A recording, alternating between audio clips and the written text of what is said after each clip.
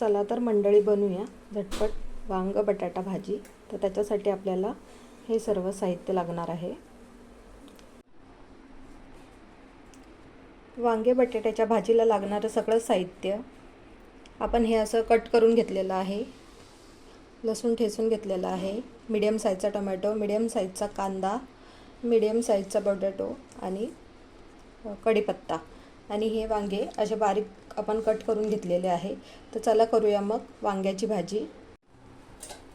आपण कढई गरम करायला ठेवलेली आहे गॅसवरती। याच्यात आपण 2 चमचे तेल टाकूया।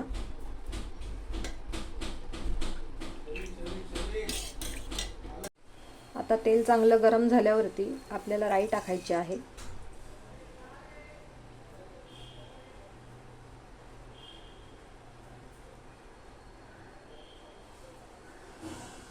तुम्ही पाहू शकताय राई चांगली तडतडलेली आहे।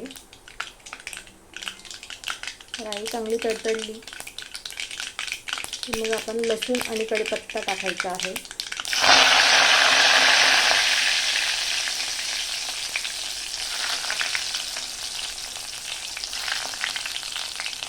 आणि त्याच्यानंतर कांदा आणि बटाटाही आपल्याला फोडणीमध्येच टाकायचा आहे, कारण ह्या भाजीमध्ये आपण पाणी टाकणार नाही।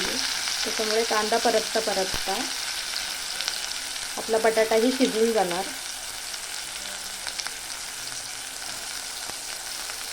आणि हे व्यवस्थित आपल्याला परतून घ्यायचं आहे। ती गुलाबी झालेला आहे, चांगला परतून झालेला आहे। त्याच्यात आपण टोमॅटो टाकायचा आहे।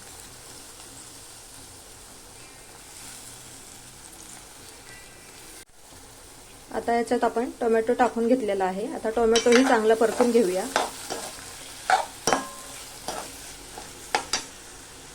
आणि थोडंसं मीठ टाकूया चवीनुसार।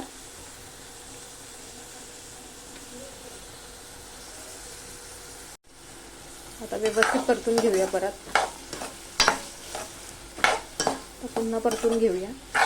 आता टोमॅटो चांगला थोडासा आपल्याला सॉफ्ट झाल्याच्या नंतर आपण याच्यामध्ये हळद टाकणार आहोत,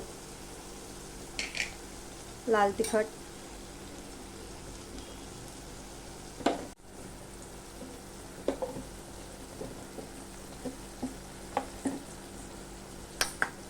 लाल तिखट 2 चमचे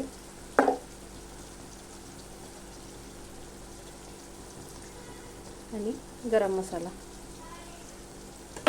आता हे आपण व्यवस्थित परतून घेऊया।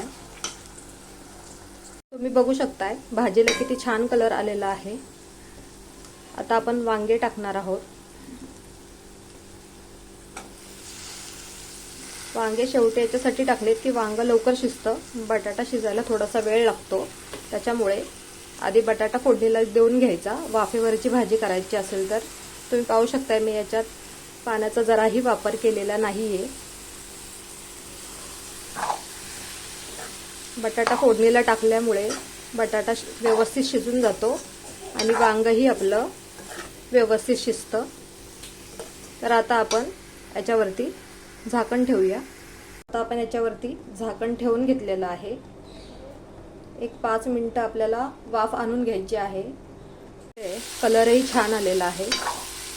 1-2 वेळा झाकण ठेवून हिला असं परतून घ्यायचं आहे। आपली भाजी 5 ते 10 मिनिटात रेडी होऊन जाते। चला पुन्हा झाकण ठेवूया, पुन्हा झाकण ठेवून घेऊया। आता पुन्हा आपण एकदा भाजी बघून घेऊया। तुम्ही बघू शकताय बटाटा आपला शिजलेला आहे। पाणी न टाकता आणि वांगही शिजलेलं आहे।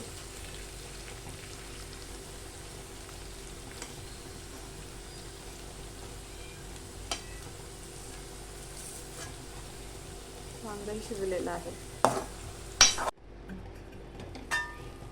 आता भाजीमध्ये आपण कोथिंबीर टाकून घेऊया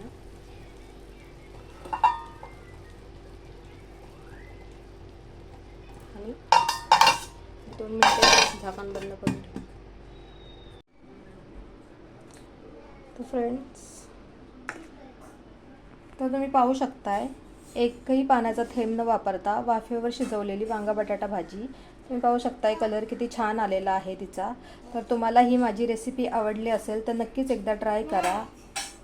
एकही पाण्याचा थेंब न वापरता ही वांगा बटाटा भाजी मी बनवलेली आहे. पहा कलरही किती छान आलेला आहे आणि टेस्टही खूप छान आहे याची.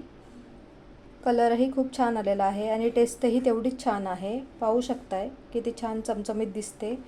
तर एकदा तुम्हाला जर ही रेसिपी माझी आवडली असेल तर एकदा नक्की तुम्ही ही रेसिपी ट्राय करा.